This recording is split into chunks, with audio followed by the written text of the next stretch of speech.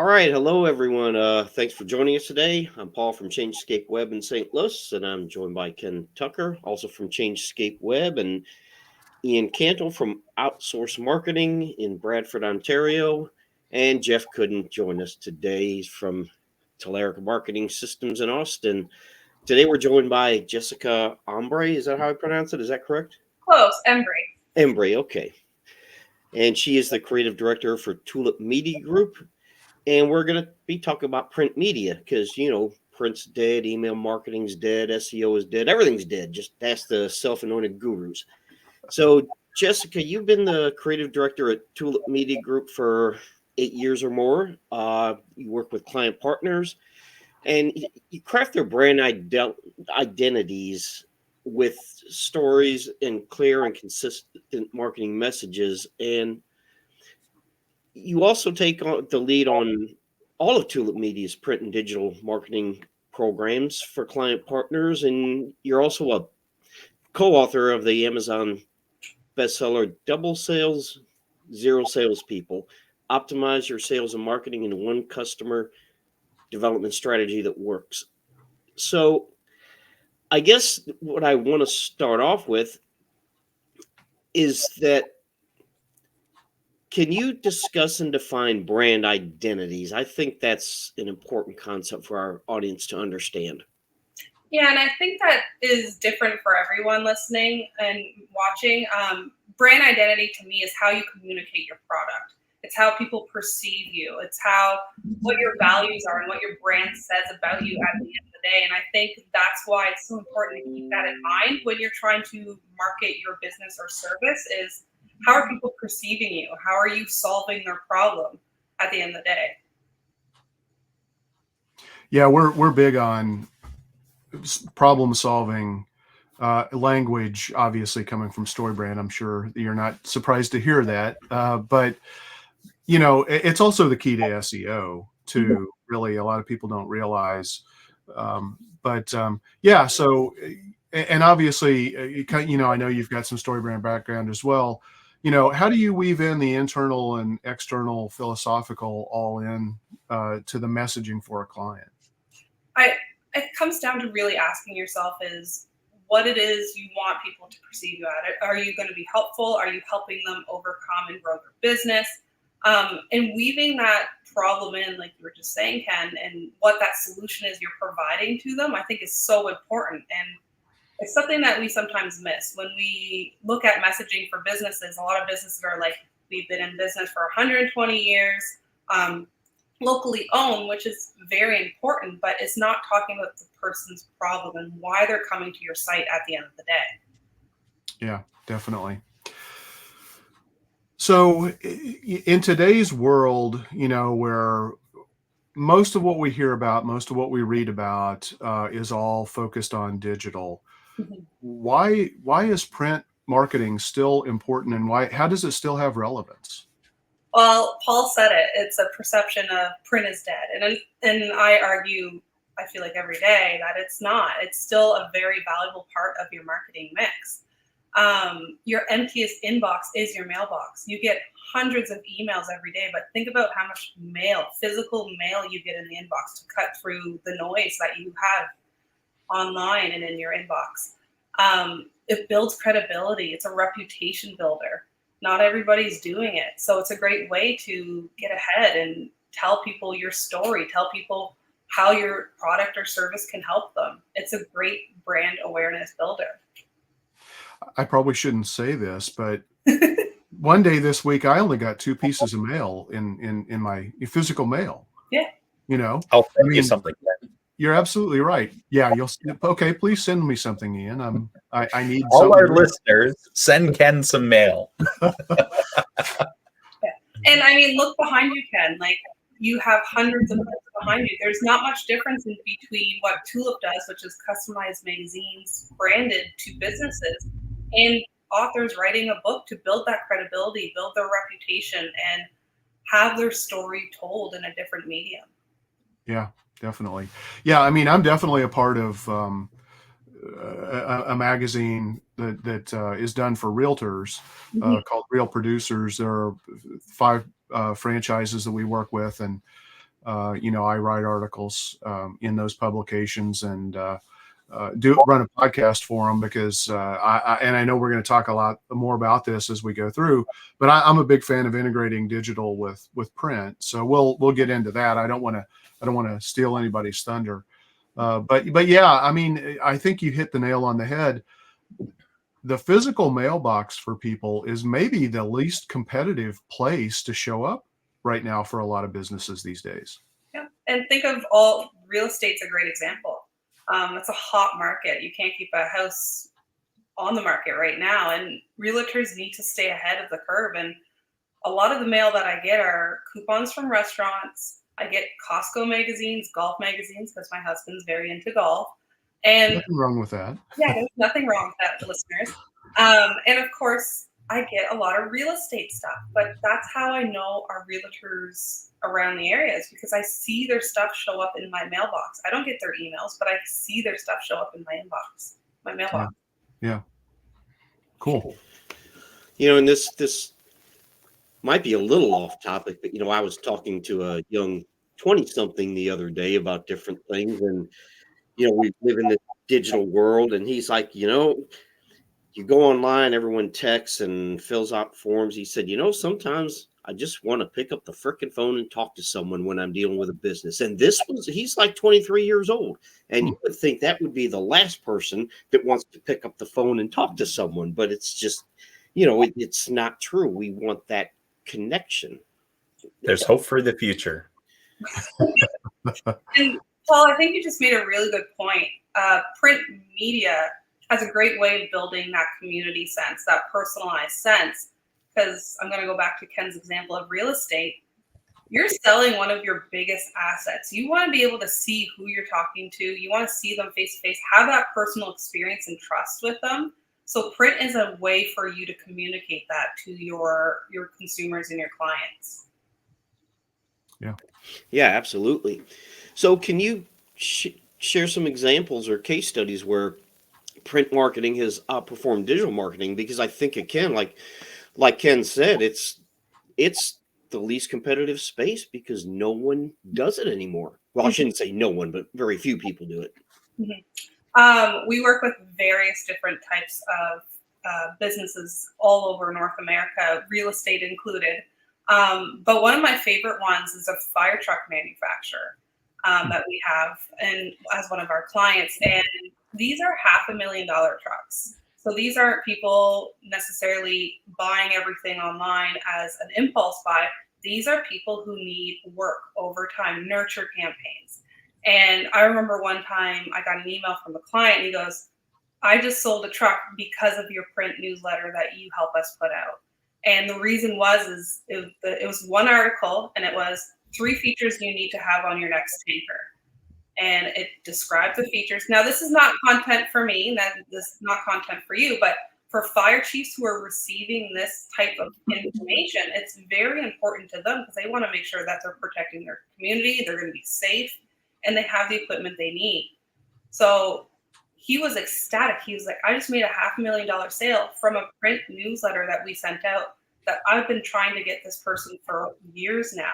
These fire trucks last 5 to 10 years. So this is a long-term game for them. And this is a perfect example of why print was so important to this fire truck manufacturer. Interesting. And I think that the more expensive the product or service you're selling, the longer that sales cycle, the more important that print media becomes. Because if you're selling a $5 widget, okay, so what? But if you're selling, like you said, a $500,000, I thought they were actually more expensive than that. Fire trucks are not cheap, But if you're selling a product that costs tens of thousands of dollars or hundreds of thousands of dollars, that's a long sales cycle, and print can be a very important part of that whole, customer touch point thing. Yeah, and there's a lot of different reasons why our customers do print. There's a fire truck manufacturer, but we also work with a lot of insurance agencies and associations too, who are trying to build not only their consumer base, but their membership base. So our associations are coming to us saying, we're trying to build our membership. Here's a great piece of print media that allows us to do that. And so it fits in different ways for each client partner we work with. It's interesting because we often separate them into two worlds, but in fact, it's just part of the marketing mix, right? We talk on this podcast a lot about omni-channel marketing, and print in its many forms is just another part of the marketing mix that can be so successful. But from your perspective, Jessica, what are some of the unique advantages to doing print marketing compared to some of the digital channels? Yeah. So we talked a little bit about reputation, the credibility behind it. We talked about cutting through the noise. But one thing I love about print marketing is the specific targeting that you can do with it. So and for Tulip Media, we take care of all this for our clients, is what we do is we'll say, okay, insurance agency XYZ, give us your current client list because we want to nurture those people. But who are you trying to target in your local state? And they'll say, we're trying to target businesses that have 10 to 25 employees that specialize in this industry, that are CXOs, CMOs, CEOs, and also have these demographics. And we're able to pull lists about that. And I know in the digital realm, we can do that with retargeting pixels and such, but I love doing that type of targeted audiences and also putting that value added content in a magazine to get that brand awareness and those foot in the doors that you might need to make that sale. And do you guys monitor or track in some form or another the retention of the materials that are sent out? Because one of the unique things about print versus digital is that if somebody sees something of value, they'll hold on to it for a longer period in general. But do you guys have any statistics related to that, or even some anecdotal stories?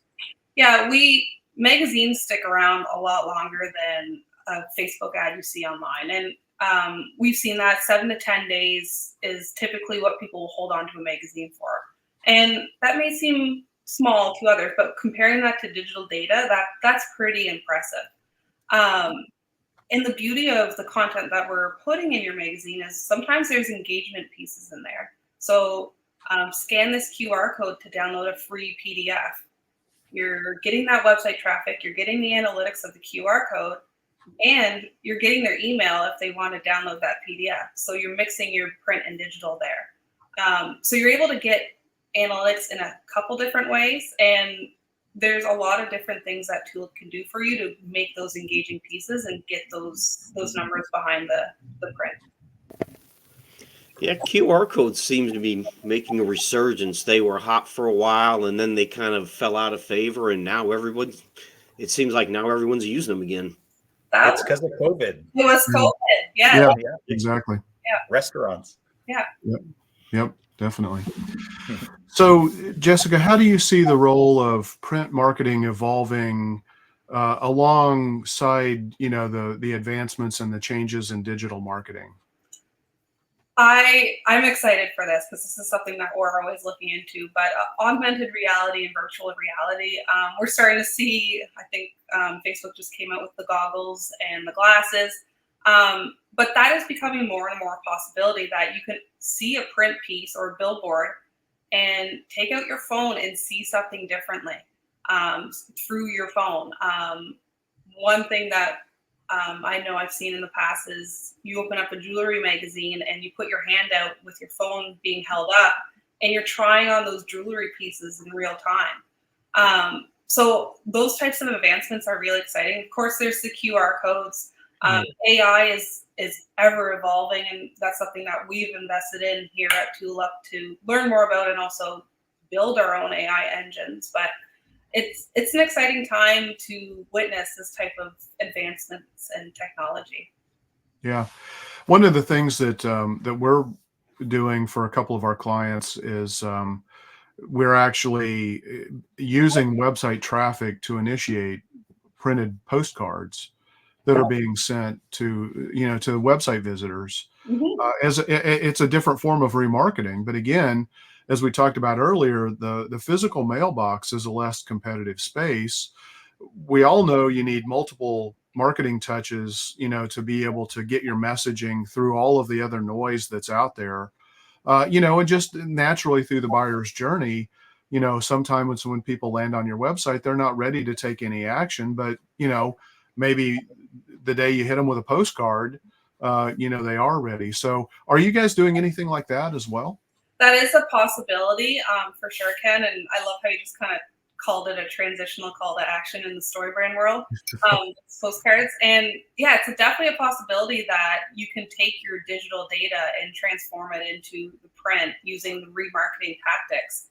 I know it's something we've looked into before at TULIP. So is most of what you're doing right now, one of my concerns always, from a print perspective is how do you get it into the right hands and past a gatekeeper, right? I think magazines are a great strategy because magazines have, a higher perceived value than just a letter that comes in the mail that clearly looks like it's probably just, an unsolicited request for for something. Do you guys do anything else beyond just magazines? We talk about, lumpy mail strategies, where you're actually using printed media in some kind of a tactile form to get into the hands of the right people and get past those gatekeepers. What are you guys doing around anything like that? So our biggest focus at TULIP is the customized magazine programs, because you're right, there is that perceived value. Magazines get by the reception desk, they get by the gatekeepers because they have the CEO's name on it, and it's something that the CEO is interested in. That's why they're receiving that magazine. We do newsletters as well, so they can be 4 to 16 pages, whatever fits for you. And that's where we've really seen its success, because I like how you said that, Ken, is that perceived value is there with that type of medium. Yeah. I mean, I think a lot of businesses, it frustrates me because I know so much money that they just waste, Mm-hmm. where they're literally sending just a postcard. Yeah. Or they're sending a regular sized envelope, and it's like you don't know that person or that business. Those are very likely to just be put immediately into the recycle bin, because it's so obvious what they are, and it's like the equivalent of I'm not a big fan of LinkedIn these days because every message I get from LinkedIn is a sales message to me, or people want to connect with me purely for the motive of being able to sell to me. And to me, a piece of mail that I get in a regular envelope from somebody that I don't know is exactly the same thing. And so I immediately discard those, and I suspect I'm not alone in that. So I love the fact that you're doing things to get past the recycle bin and the gatekeeper. Yeah, and that's why we always mix nurture, give us your client list, and also we'll pull a list, because we want to nurture your current client list that, like you said, they may have visited your website before, or they may have talked to you before, but they just weren't ready to buy at that time. So we always want to make sure we're mixing that. Yeah. Yeah. I mean, it's the old value in advance, right? I mean, a magazine gives you value in advance from, digital marketer language. In order, before you ask for something, you need to, and StoryBrand talks about this as well, you need to deliver this value in advance. Yeah. You need to date them first before you ask for marriage, is what Yep. they say. Yep. Absolutely. And a quick question, Jessica.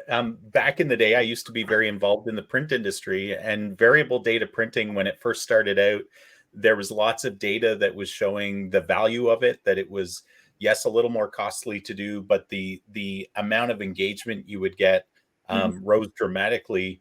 Is that still in play? Are you guys doing variable data? And by that, I mean, just for our listeners, so on the cover of the magazine, you could actually have the logo of the business that you're targeting or the person's name variably put in there, just to make it so that it's more personalized, and thereby people get more excited about it, right? Is that a thing still? We have done that internally for a marketing campaign, and it did work. We did get phone calls from it. And it is documented. Forbes did a study that CEOs prefer print. When they're working or they're doing something very important or reading something important, they print it off. They want to see it in a tangible form so they can make notes, put something on the side. And so we've seen that over and over. And I think the other thing that's helping print media right now is the evolution of AI. There is so much AI content out there right now. People are starting to distrust what they're seeing online. So print is another form to build that credibility, like I've talked about, because again, people aren't always trusting what they're seeing online. Now they're looking at a photo and being like, was this generated by AI or is this actually a photo of XYZ? So that has also helped the print perception and being more credible and being more valuable for businesses. And print it's another touch point. Yeah. It's another way to engage with your client or your potential client. Ken mentioned lumpy mail. That can be a good way to get people's attention if you're going after a prospective audience. It's something different. It's unique. It's something people aren't doing, and it's a way to get people's attention. And we talk about these touch points, and if you're going to do a direct mail, correct me if I'm wrong, but if you're going to do a direct mail campaign, you can't just send out one campaign to however many 2,000 people, whatever it is, and hope that works. You have to send that out 3, 4, 5 times. Yeah, and it's exactly like when you do email newsletters. It's not just one and done. It's something you have to continue to nurture and build that brand awareness behind. You're exactly right, Paul. So are there specific industries or demographics in which print marketing tends to be more effective than digital? We worked with all different industries. We've had everything from private jets to jewelry to fire truck manufacturers, real estate agents, garden centers. I think at the end of the day, a print marketing is going to work for you if you know what the end goal is you're trying to achieve. Is it to build a membership? Is it to get new customers? Is it to nurture customers? It's to look at the content you're putting in there because it needs to be content that's valuable to the readers. If it's just content that you're regurgitating for the sake of regurgitating, it's not going to land where you want it to land. And of course, you have to just always remember, who are you sending this to? I've had people talk to me, they're like, I have this beautiful print piece, which is true, but it didn't do anything for me. And I'm like, who did you send this to? They're like, I sent it to a group of 50 people one time and nothing came from it. And to your point, Paul, again, it's making sure you're continuing that campaign and you're sending it to the right target audience. I sent 2,000 postcards one time and nothing happened. Yeah. Unfortunately, we hear that all the time. That can be true with anything, right? Yeah, exactly. One and done is not very good strategy. But I unfortunately, spent $200 on Google Ads and didn't get anything. Yeah. Unfortunately, people then prejudge the effectiveness of a solution. And we talk a lot about on this, on this podcast, don't let your own personal biases dictate the right marketing strategies for your business because, or your personal experiences, because, you may not have had the right information when you tried that particular tactic. Mm-hmm. Yeah, and I think too, when you've been in your business for so long, I love to call it the curse of knowledge. Sometimes you've been in your business for so long, you're not able to see what the right solution or answer is to get to the next step in your revenues or your growth. Yeah. It's a great reason for getting a marketing consultant involved. There's my self-serving comment for the day. What are some of the common misconceptions that you come across about print marketing, and how have you addressed those? Just because I'm sure some of our listeners are thinking some of those things. Well, and I think we've already said it in this call that print is dead, and you're like, okay, let's talk about that. Print's not dead. It's just a different form of communication. It's a different form to cut through the noise. I love the saying, your empty inbox is your mailbox. It is a way for you to stand out. It's a longevity campaign. The other one you hear a lot is it's too expensive. yes, print is can be a little bit expensive, but the end results are what you're looking for. Again, you're standing above your competition, you're standing out, you're building that brand awareness. So if I do one day want to sell my house, I know which realtor I'm going to call because I get those postcards and those mailers in my mail almost every other week. So it's that building that muscle over time that allows us to be like, okay, I know who to call. And it's not Ghostbusters, it's this real estate agent. Yeah. Well, And the and misconception with the realtors is that they actually look the way they looked in their photos from 10 years ago. That's just one of my pet peeves with that industry in particular. I'm like, update your photo, people.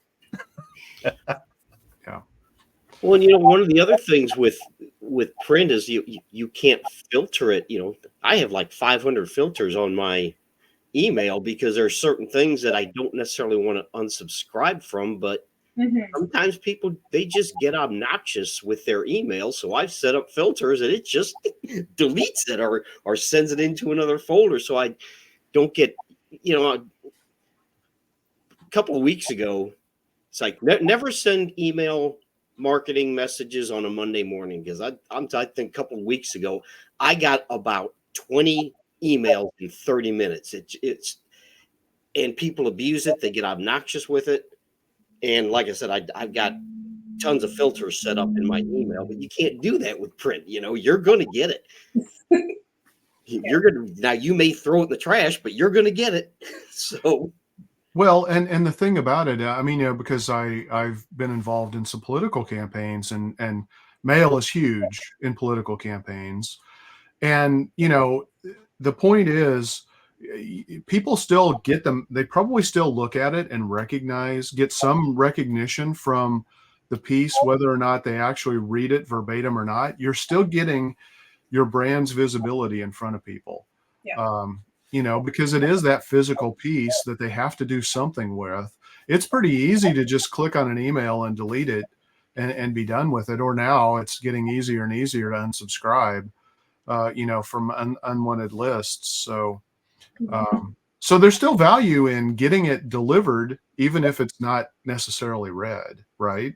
Yeah, and some of our client partners don't even mail it out. They have stores that they keep it in stores. It's a thank you that goes with their receipt. So come back again. There's a coupon in my newsletter. Yeah. There's different mediums and ways you can get your newsletter out. Real estate agents keep them for open houses. There are different ways you can use that. Trade shows are another big one that print media is a great thing to have on your table. Yeah. So speaking of trade shows, I think that's a good segue to the next question that I had for you, which is, really, we've talked a little bit about this, but how can you more effectively integrate, print and digital together so that because Ian loves it when I use this term. I'm a big believer in force multiplication. Using one channel to help you amplify, and actually multiple omni-channel to multiply and amplify the effectiveness in any one given campaign.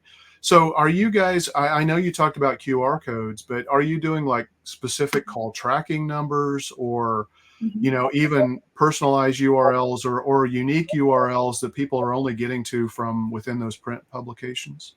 A lot of our clients will do that. They'll say, Jess, we need a QR code. Here's the landing page we built for it. They have specific URLs for that. They have bit.ly sometimes, jot URLs, so they can measure it in different ways. It's definitely something we see all the time. And one thing we love to do at TULIP is we're big fans of repurposing content. So you've done this print campaign with us already. Let's strip everything out. We're going to give you all the images. We're going to give you all the articles so you can put them on your blog, build up your SEO. We're going to give you all the social images so you can put them on your socials and get people excited. Put it in your email newsletter. Put it as a free downloadable PDF. All they have to do is put in their email, and then they can get their address, and they can get a physical copy going down the road. So like you said, it's using one medium to build up other mediums. And that's one of the things we love to do is repurpose your content from the print and extend it online. Yeah. Well, and likewise, you could take really good quality blog posts and repurpose those into print. I mean, so it can go both ways. Exactly. And Yeah. every print issue you do with us will give you the online link to that magazine. So again, extending it differently, putting it out on different mediums, putting it in your email signature. So every time you send an email, they can click on your magazine and read it. Yeah. Yep. Absolutely. So, Jessica, we touched on this a little bit earlier, but what are some common mistakes that businesses should avoid when putting together a print marketing campaign? Yeah. One thing is making sure it represents your brand identity and who your company is. Putting content in there that's valuable to the reader. One thing we see very common is, which we love, it's not a mistake, but one thing I always say for people to do is feature your clients in the magazine. It's a great way to build that community, your network. And of course, you have the person you're featuring going, look, mom, I'm in a magazine, and telling everybody else about it. So make sure you're giving that value content. Put a free downloadable quiz or coupon or PDF in there that they can go online and get that from you. Make your content interesting, and what people are looking for in your industry. Send it to the right people. We've already talked about that. And I think this is also something you see in the digital realm, and I'm sure you gentlemen will agree, but don't use ChatGPT to be your end product. You can use it as an assistant, but don't use it as your end product for content, because if I can type in ChatGPT 3 marketing mistakes somebody might be making for business, so can my competitors. So make sure you're putting out original, valuable content. Well, I'm just going to copy and paste what ChatGPT spits out. Yeah. Yeah. So we also talked about, I think, another really important point, which is print marketing is not a one and done kind of a thing. You know, it just like anything, you need to do things to stay top of mind, and you also need to do things that are, you know, nurturing people through the natural buyer's journey. And, you know, if you send, you know, Paul used 2,000 postcards. I think it's more typically, you know, a lot of people think, oh, I send 10,000 postcards or 50,000 postcards, I'm going to get some kind of a response. And yeah, they might, but they're probably, at the end of the day, they're probably still underwhelmed with the performance, because they sent it to the same people to just one person, without any follow-up. And so I think that's another big mistake that we come across a lot. No call to action. I think that's something businesses forget in the digital realm as well. There's no call to action. There's no telling the consumer or the reader what they need to do next, or what they need to do next with the information that they read about. So that's a good point, Ken. I know we always talk about that digitally, especially if you're in the story brand realm, but it's something people miss. Yeah. Do you guys help your clients incorporate, you know, one of the things I love about StoryBrand, it's so obvious when you stop to think about it, but until it's pulled into your attention, you really easily overlook it. And that is the plan. You know, give people a 3-step plan, you know, on how to get started, because just because you have a schedule a consultation now button, or you have a call to action in the magazine, if you don't make it really clear and obvious, you do this, and hey, here's what happens next. Yeah. People aren't necessarily going to take those calls to action. So do you guys help with that as well? Yeah, so one of the things we provide at TULIP is not only ghostwriting services, because we know there's nothing worse than staring at a blank piece of paper trying to write an article. So we have ghostwriting services, but we also have design services. So if you sell an ad in your magazine, Ken, we can create that for you. And being prior StoryBrand certified agency, we know that the messaging we put in that ad, we know that we should include a plan, or we should include the problem and the solution that we're trying to portray. We should include a call to action. So because we were part of that community, we are versed in what works for advertising and also what works for messaging. Yeah. Okay. Follow up. You have to follow up. That's the one thing that businesses just seem to fail to do. Well, and I think thinking through what you guys were just talking about, one of the things I see as a mistake too is that people forget to consider where in the buyer's journey they're actually targeting a particular strategy. And I think print media can be used throughout the strategy, but you need to understand, in order to measure it properly, you need to understand, like, what are we going to say? How are we going to say it?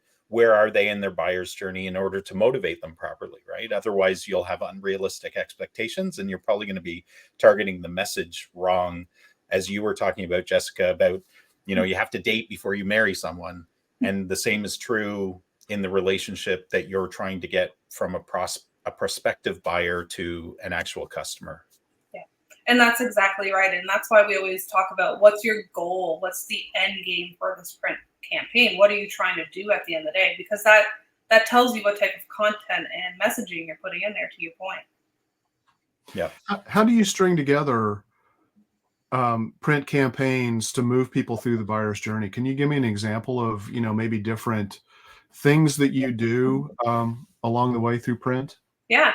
We'll go back to the fire truck manufacturer. So these are sometimes multi, depending on how many trucks, $1 million deals that they're trying to get. And it's interesting. We discovered, after asking a whole bunch of questions, is where in the buyer's journey do your customers get stuck? And it was when they had to write an RFP. Fire chiefs did not have time to write RFPs, and I wouldn't either. You're trying to put out fires, you not do paperwork. Right. And we discovered that if we were going to write content, that it needed to be around helping these fire chiefs write RFPs. So the content we had around were three things you could be forgetting in your RFP.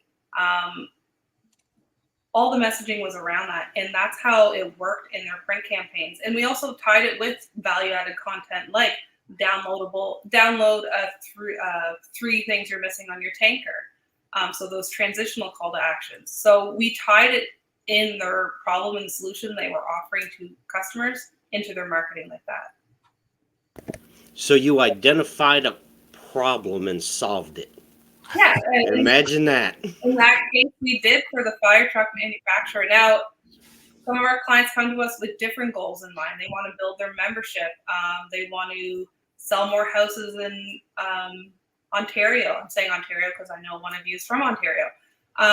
So each client we work with has different goals, and sometimes that buyer's journey is just all about brand awareness. Sometimes it's about getting a foot in the door, like our insurance agencies, and featuring their clients so they become more known in the community. Every client's different. Cool. And I was going to ask you, Jessica, what the best way to measure and track print campaigns is, but I think we've probably covered that really well, unless you have some additional metrics or secrets that you can share. Yeah, there's a lot of different ways to do that. And I think it comes down to what engagement pieces you're putting in your print campaign, because you can't knock on everybody's door and be like, get my mail. So there's special QR codes, there's links that you can track, there's contests, surveys. That's a big one, especially in the association industry, asking your members what they think about X, Y, and Z. There's webinar signups. It's just, again, dependent on your industry and what's going to fit for you.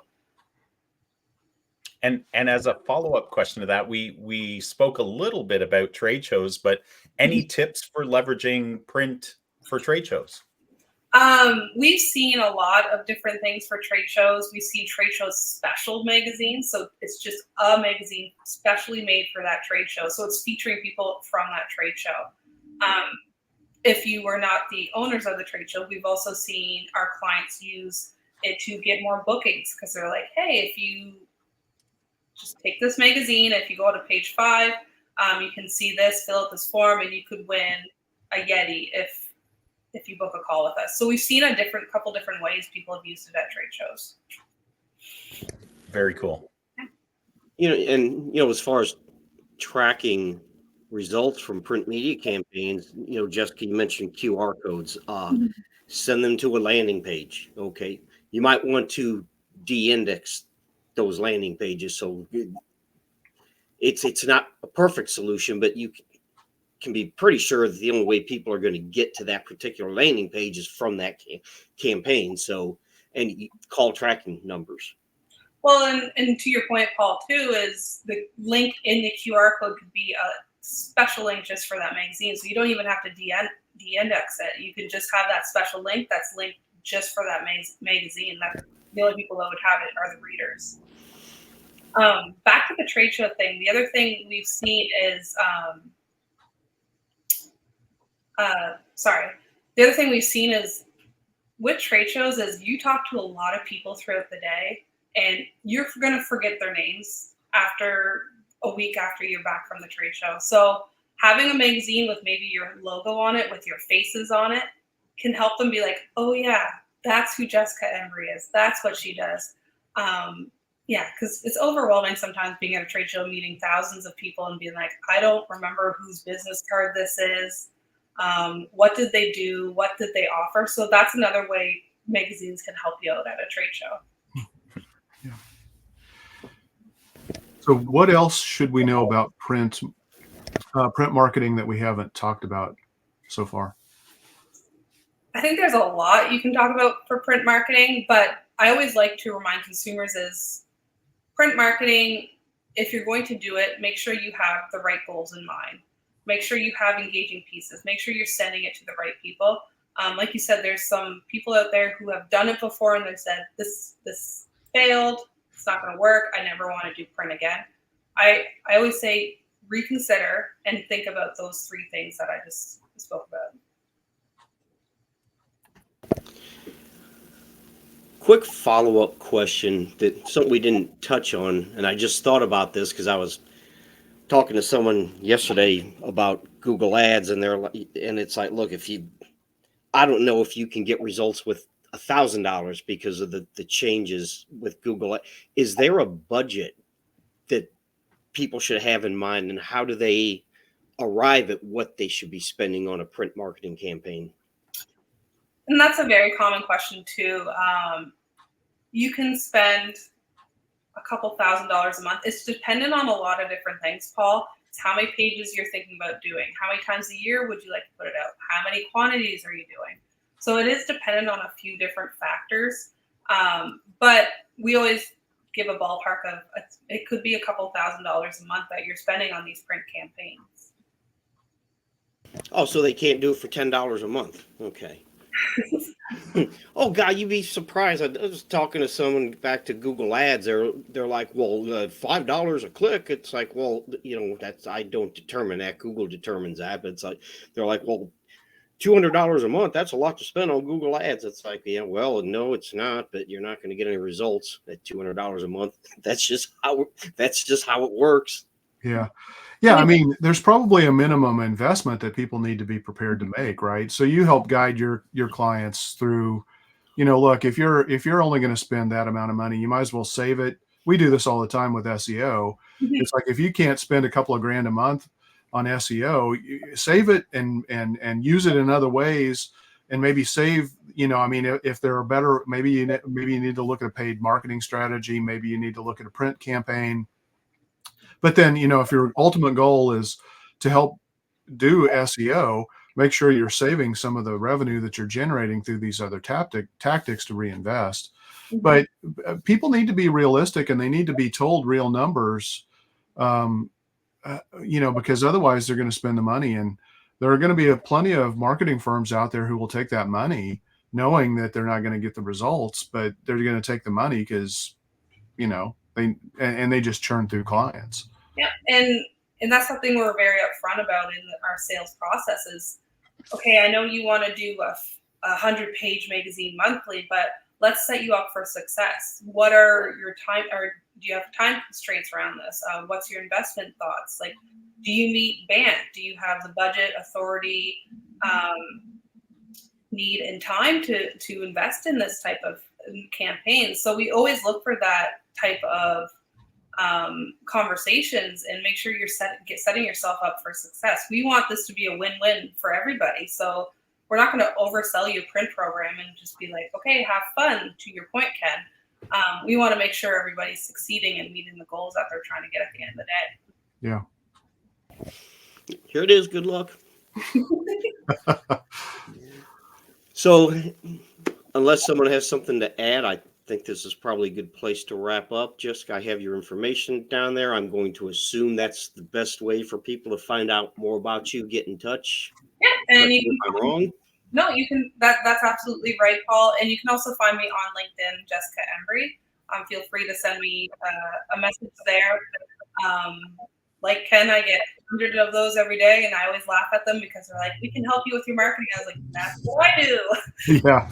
So yeah, Did you not read my profile? yeah, you can find me on LinkedIn or visit tulipmediagroup.com and contact us through there. Okay, awesome. All right. Good deal, Jessica. Thanks for joining us and sharing your knowledge and expertise. Ian, you want to take us out? Because that's your thing. Sure. Thanks again, Jessica, for being here. And thanks to our listeners and viewers. And if you guys who are listeners and viewers, our audience has any topics you want us to cover, reach out to us. We love to share information with you that's going to help you engage your audience and get your marketing going. So until next week, keep calm and market on. Thank you. Thank you.